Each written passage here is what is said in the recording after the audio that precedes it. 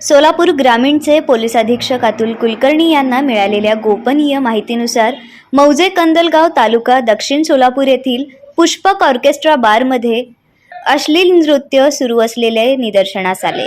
त्यांच्या सूचनेनुसार विशेष पथकाने मंद्रुप पोलीस ठाणे हद्दीत कारवाई करत धाड टाकली।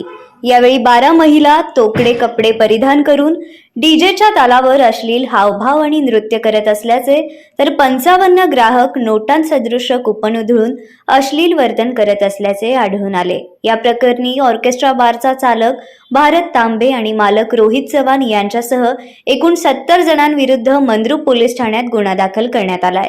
कारवाई दरम्यान सुमारे 56,01,890 रुपये किमतीचे डीजेचे साहित्य, बारमधील साहित्य, वाहने, मोबाईल फोन जप्त करण्यात आले आहेत। ही कारवाई पोलीस अधीक्षक अतुल कुलकर्णी, सहाय्यक पोलीस अधीक्षक राहुल अत्राम यांच्या मार्गदर्शनाखाली सहाय्यक पोलीस निरीक्षक अनिल सनगले, पोलीस कॉन्स्टेबल बिराजदार गोरे जाधव, गणेश पाटील, महिला पोलीस कॉन्स्टेबल धनश्री हुळे राऊत यांच्या टीमने ही कामगिरी केली आहे।